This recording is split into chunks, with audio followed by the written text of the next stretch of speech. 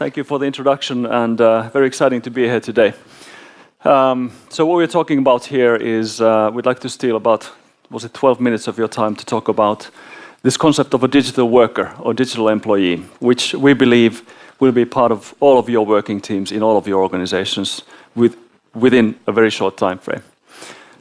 So this is in the context of knowledge work. Knowledge work is anything and everything that people do in offices and in their jobs using a computer and using or some kind of a device and using computer systems. Turns out, not surprise to anyone, that knowledge work is consuming more and more of our time and the time of the people in our organizations. The other thing that's interesting is a big part of this knowledge work today is very routine.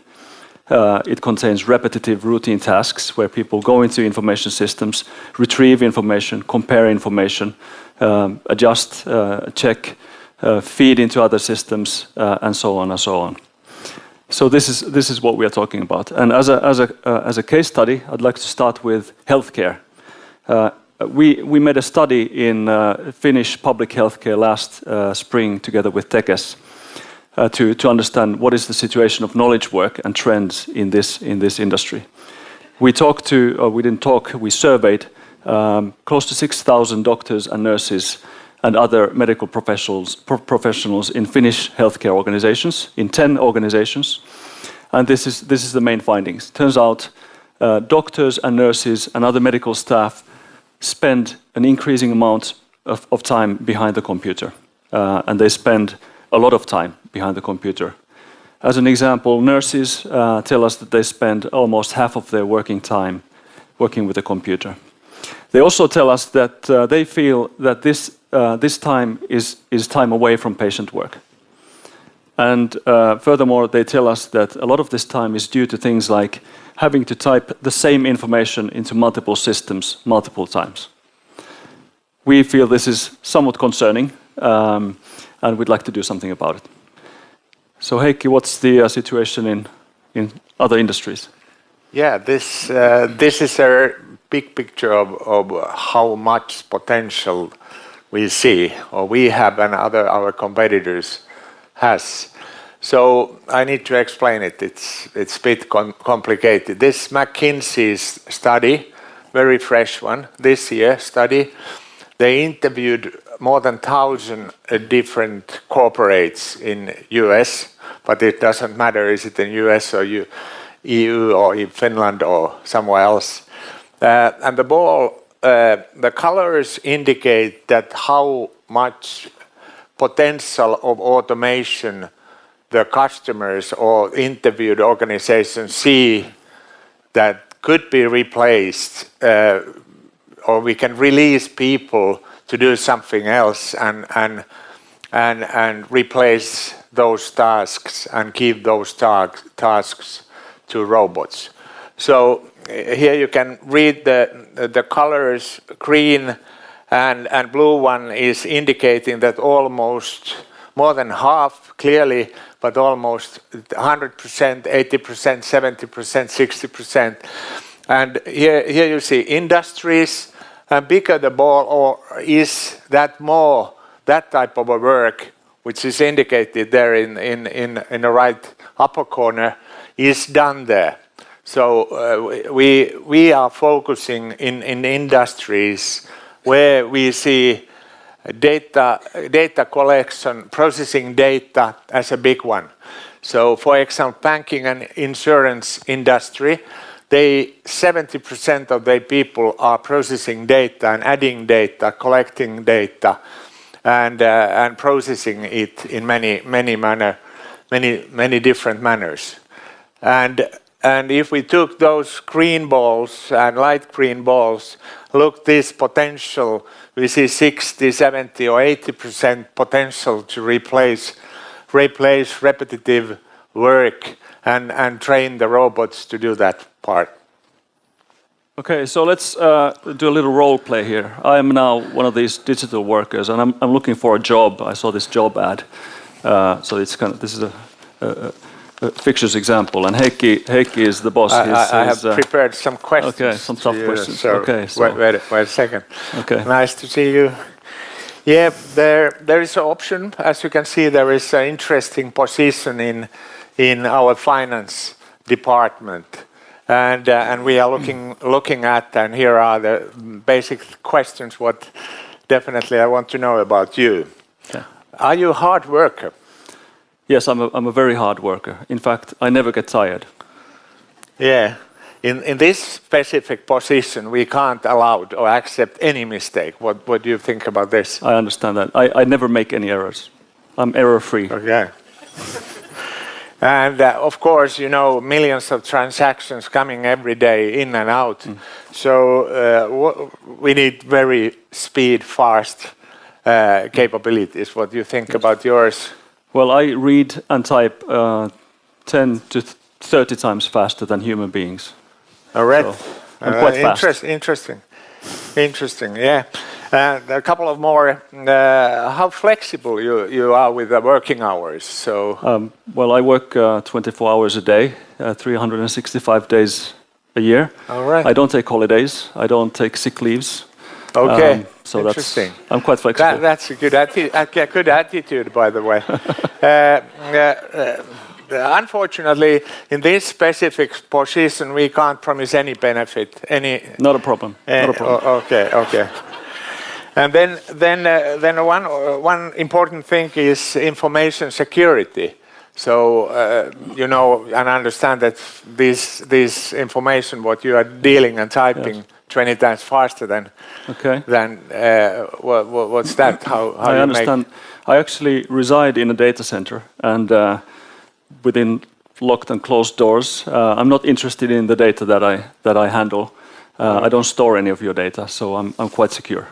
I'm very secure, in fact. That's interesting. And watertight, airtight, even.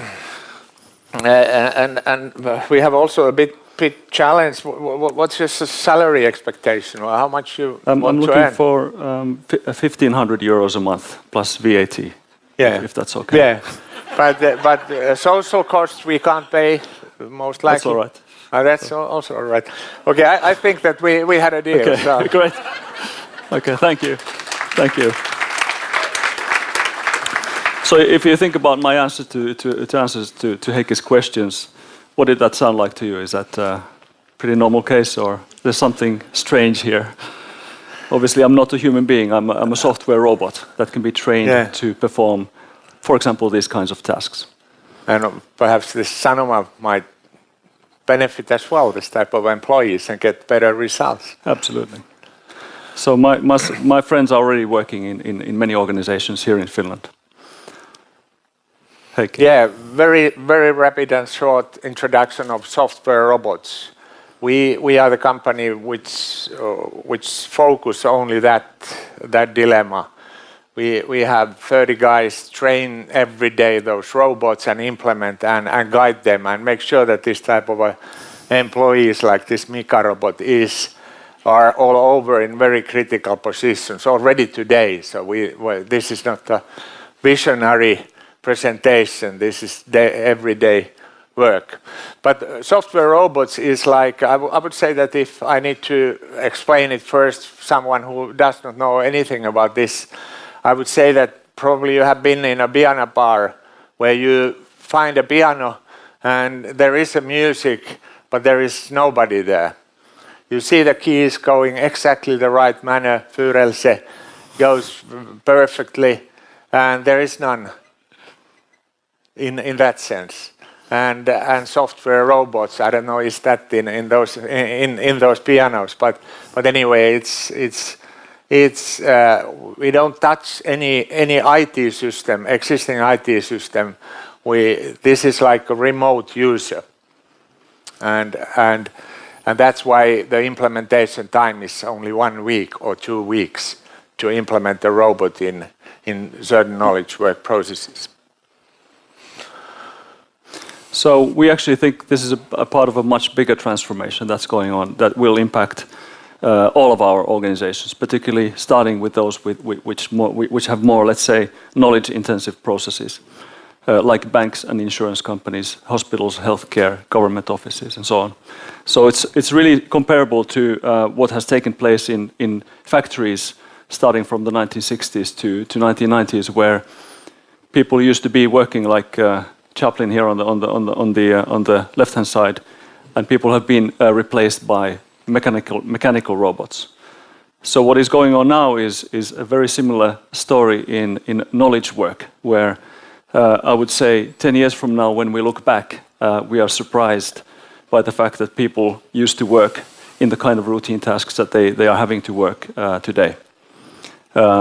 Just as normal as it's to look back into or go into a factory today, an assembly line, and there are no human beings. The lights are off. The robots are assembling cars and doing these sorts of tasks.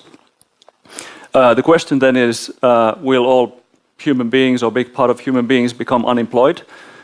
We don't think so. We think humans will be able to focus on more meaningful tasks, more value-adding tasks, tasks requiring truly human capacities like empathy, which was mentioned earlier today, the ability to understand the bigger picture and being creative and so on.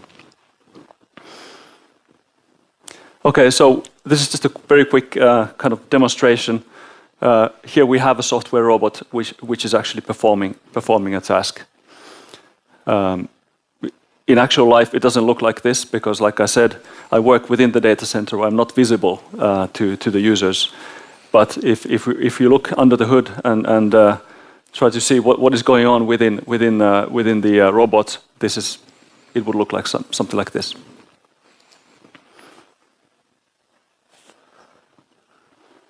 Okay, I don't actually know how long it's going to be doing this. But it doesn't matter. It takes. Yeah. But we have a problem. We have only 1 minute left, so okay, let's move on. Hopefully this is a way how we follow how the robots are dealing with. So our customers get this mobile device, and while they are traveling in a bus, they can see that what happened last night, how many tasks, what went, how well it went. There were 767 tasks done, completed. 2 of those are not, because there was a data error or something, and then normal people can do those more demanding exceptions.